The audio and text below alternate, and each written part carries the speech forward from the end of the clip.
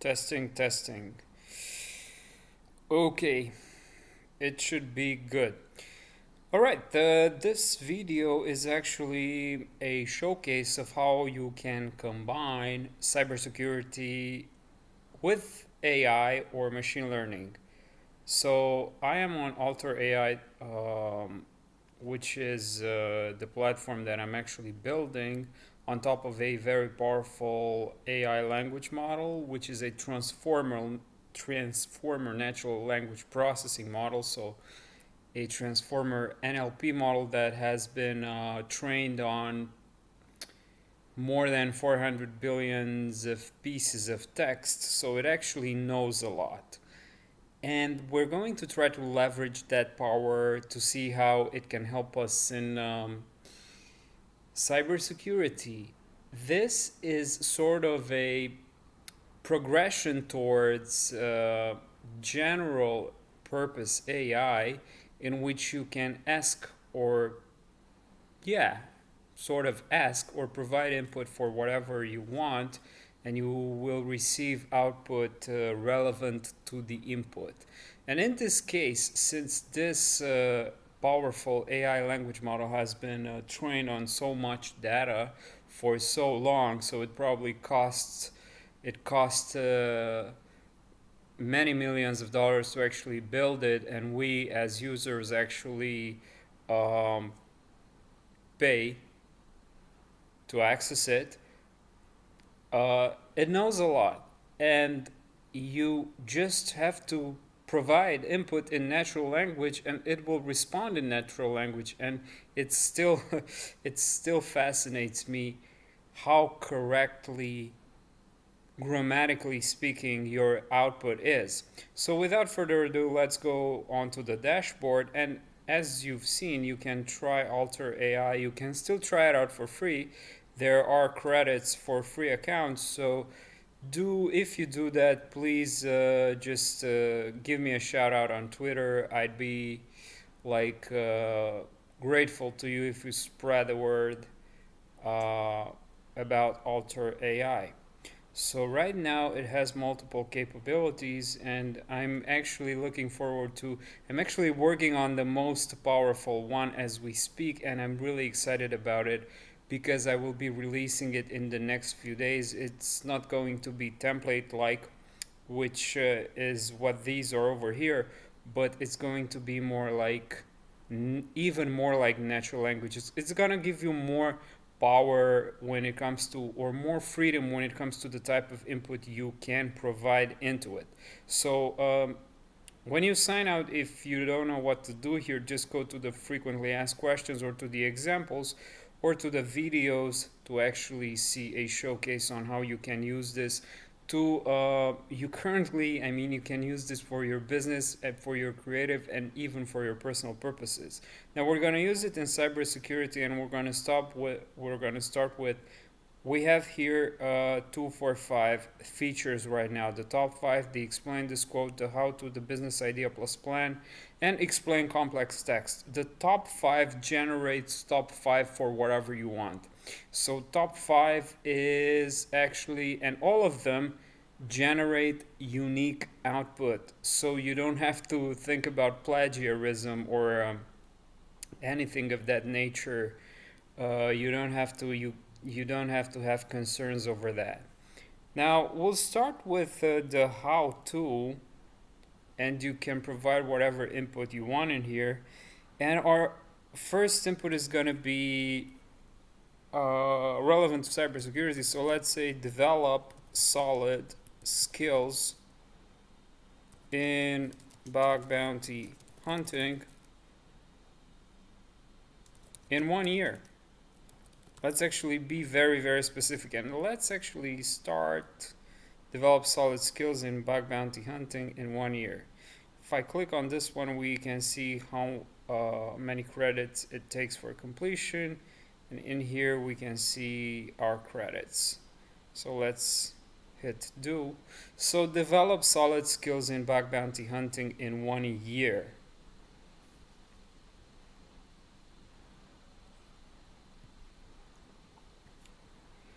Learn to crawl.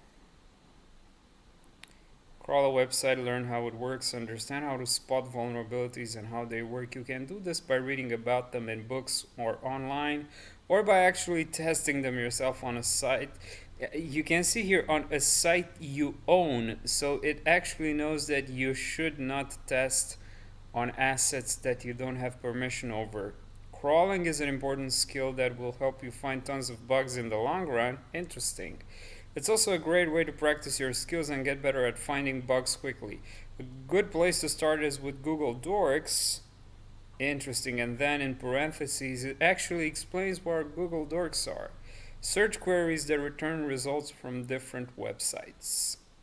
You can read more about Google Dorks here. Let's do it one more time. So develop, and we can see that we're going to get a different output, and this only consumes a credit, right? So 85, 84.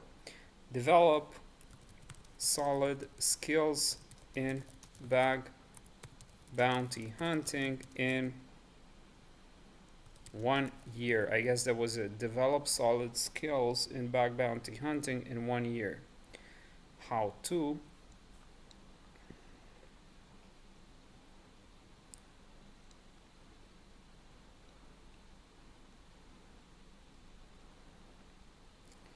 Learn the basics of the security field. Learn about bug bounty programs and start participating in them.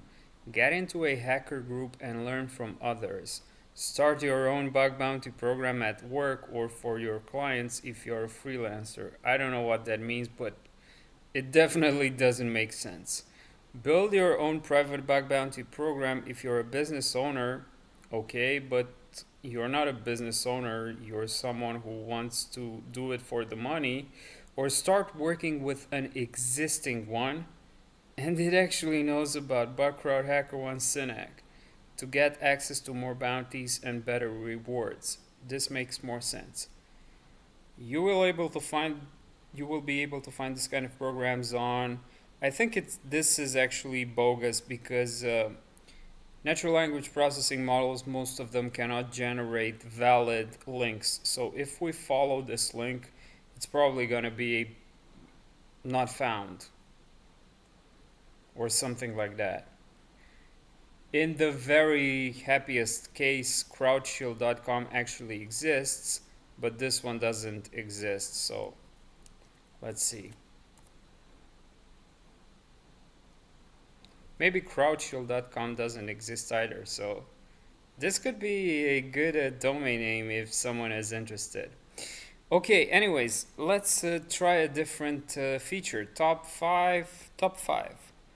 Let's do top 5 unusual or lesser known techniques for recon in cybersecurity, and see how specific we get here. So top 5 unusual or lesser known techniques for recon in cybersecurity.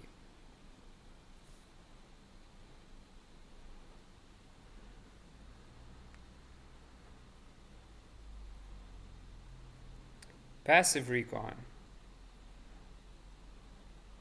Observing the target's online behavior, such as their browsing habits, social media posts, as well as offline behavior. Social engineering is the art of manipulating people into performing actions. Interesting. Reverse engineering is the process of taking apart something too. Let's do it one more time. So top 5. Just copy this. Maybe we get a better output. And the idea here is not to actually try to get everything in one run, because you do not know what the model is going to come up with.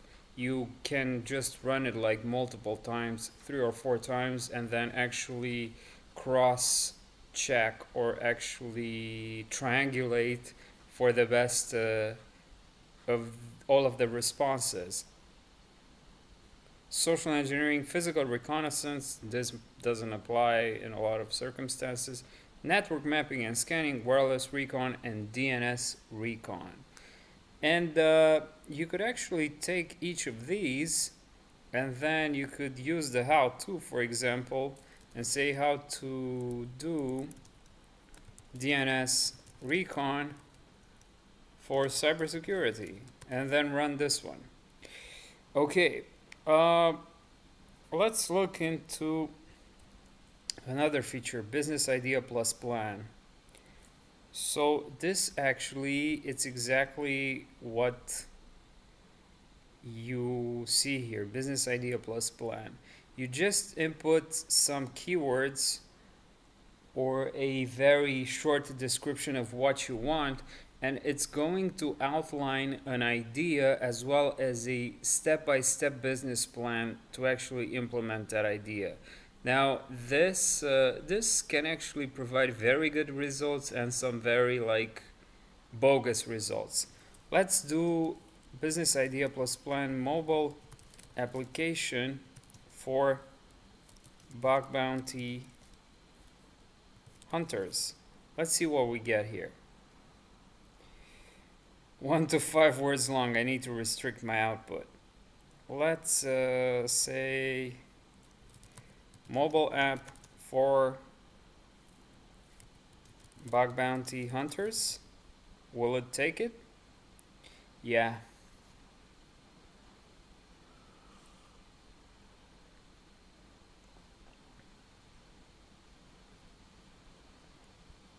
A mobile app for bug bounty hunters. Register as a user, create a profile, upload your CV, apply to the jobs you want. The platform offers a free trial. I don't know what this actually would lead to. Let's do it one more time. Maybe we get something better.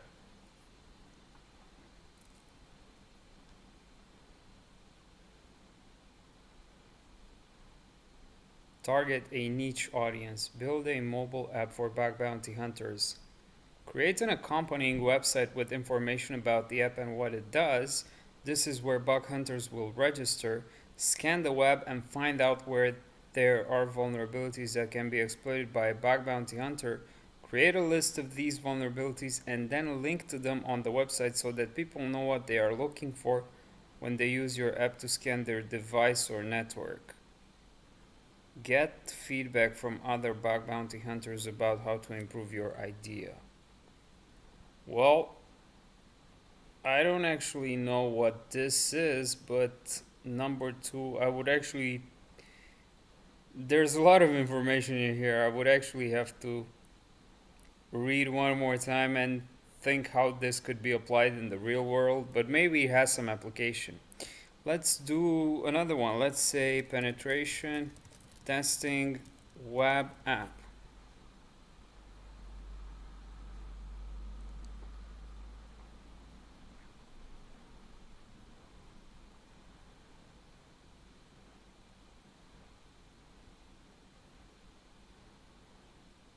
We have an outline and then the steps.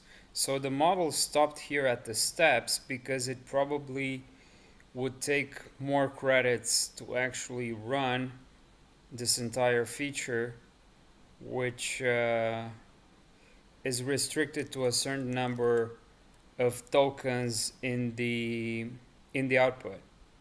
Maybe we get something different. So the business idea plus plan actually takes 2 credits, and it generates an output of up to 500 tokens. So create a website that offers penetration testing services for web apps. Okay, so there's nothing new.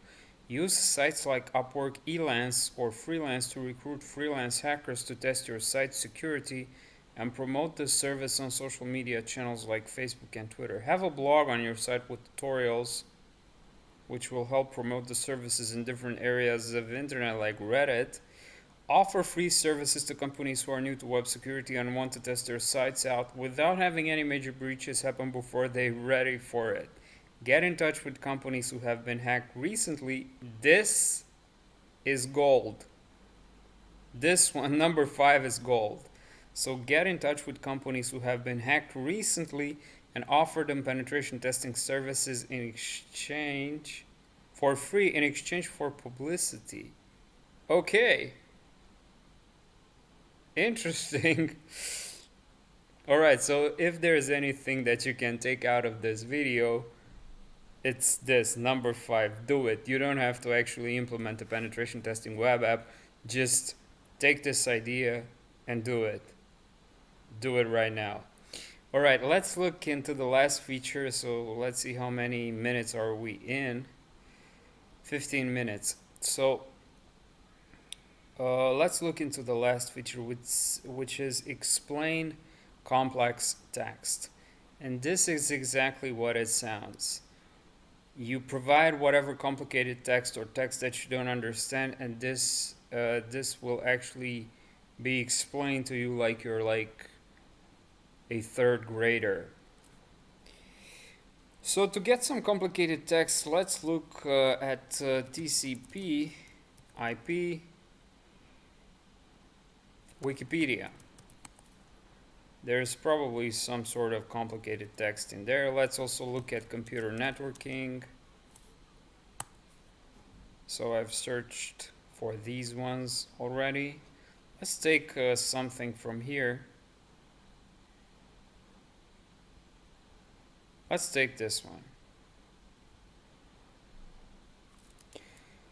Hopefully this is not more than 200 words. Do it.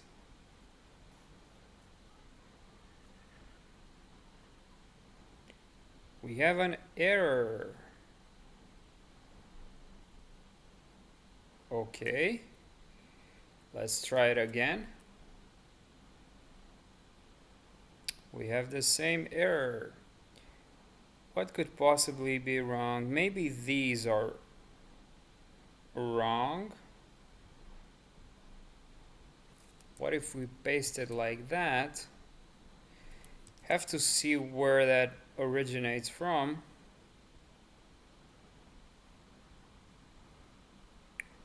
Try to find something with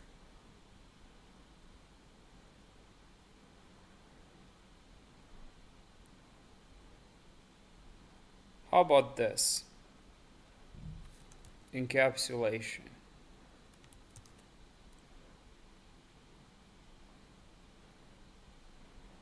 Maybe we went over the 200 word max. So encapsulation is used to hide the details of how things work. Encapsulation is usually aligned with the division of the protocol suite into layers of general functionality. In a general, an application uses a set of protocols to send its data down the layers. The data is further hidden at each level. So, quite lengthy explanation for the amount of text we provided. Let's see if we get a better one.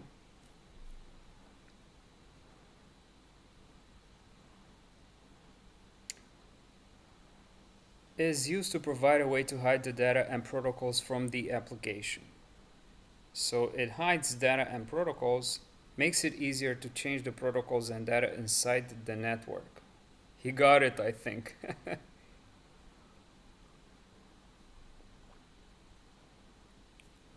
Let's see something else. How about this one?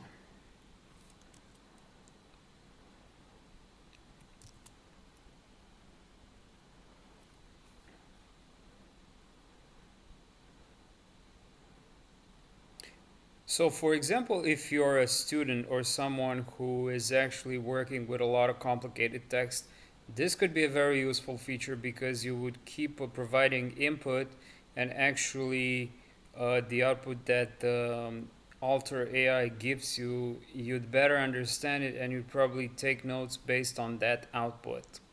Just saying. So the internet layer is part of the network that makes it possible for computers to talk to each other even if they are not on the same network. Okay? So this is, if you read the input and read the output, this is fascinating. So it gives every computer a unique address so that we can find them. This way, when you send an email, now it provides you with an example. Your computer tells the internet layer where you want to send it, and then the internet layer finds out where your friend's computer is and sends it there. I mean, come on, you can be a 5 year old and you'd understand this, right? Let's take another one. Computer networks.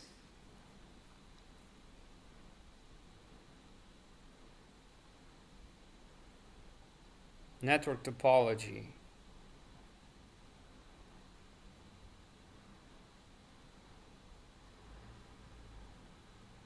Network interfaces. Let's take this one.